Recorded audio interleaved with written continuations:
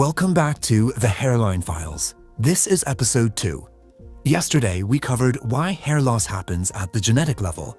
Today, we're zooming into the hair growth cycle itself, and stick around because we're also covering what counts as normal shedding versus something worth paying attention to. Before we get into the mechanics, take a guess down in the comments. How many hairs do you think a healthy scalp loses in a single day? When you're pulling clumps out of your hairbrush or watching strands circle the shower drain every morning, it's easy to doubt that losing hair every day is actually fine.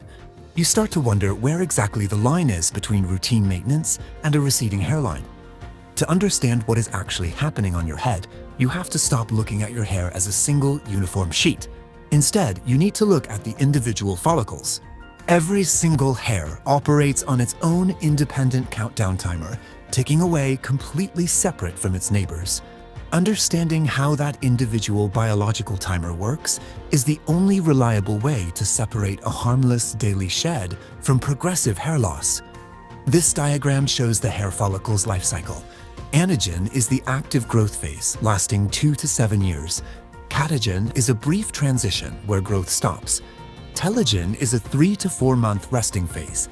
The dormant hair is shed during exogen, restarting the cycle. This chart shows how the cycle plays out across a healthy scalp. Because every follicle is on a staggered schedule, out of 100,000 active follicles, only a tiny fraction shed simultaneously. Therefore, losing 50 to 150 dormant club hairs daily is the standard baseline.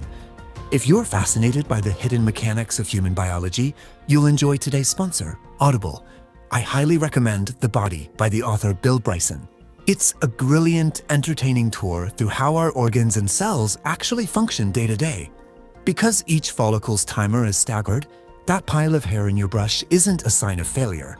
It is the mathematical proof of a healthy, functioning biological system resetting itself.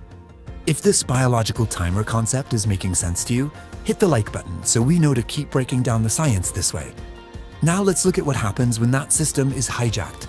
In androgenetic alopecia, a hormone called DHT binds to receptors in the follicle, progressively shortening the anagen growth phase. This visualization demonstrates how a healthy scalp maintains a 12-to-1 ratio of growing to resting hairs. Under DHT, that ratio collapses toward 5-to-1. This imbalance is why hair thins. More hairs shed simultaneously than grow to replace them. Then there are external shocks. When the body experiences severe physical illness or psychological stress, elevated cortisol levels can trigger a condition called telogen effluvium. This forces up to 70% of actively growing hairs out of anagen and prematurely into the resting and shedding phase. The distinction between these disruptors is mechanical. Genetics slowly shortens the growth timer over a period of years, while severe systemic stress triggers a mass premature exit into the shedding phase all at once. Since these timers dictate the density of your hair, keeping the cycle running smoothly requires active maintenance. Here's what you can do right now to support your follicles. First is nutrition. The cells in your hair matrix divide rapidly, and they require physical building blocks to do it. Deficiencies in key micronutrients like iron, zinc, and protein will literally stall the active anagen growth phase, preventing the follicle from producing a strong hair shaft. Second is gentle care. Chronic pulling from tight hairstyles places sustained mechanical tension on the root.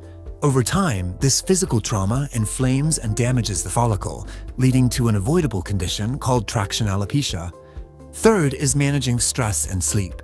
Because cortisol acts directly on the dermal cells underneath the follicle, keeping your stress hormones low is necessary to prevent your stem cells from getting locked in the dormant telogen phase. Now, you might be asking, if I eat enough zinc, sleep 8 hours, and avoid tight hats, will that actually cure genetic hair loss? No, none of these lifestyle habits will reverse a genetic sensitivity to DHT, but they are absolutely necessary to support the healthiest biological baseline possible, ensuring your body has the resources it needs to grow whatever hair it is genetically programmed to keep. Make sure to subscribe so you don't miss tomorrow's episode, where we investigate whether male and female pattern hair loss are biologically the same thing. This video is for educational purposes only and is not medical advice. If you're concerned about hair loss, talk to a board-certified dermatologist about your specific situation.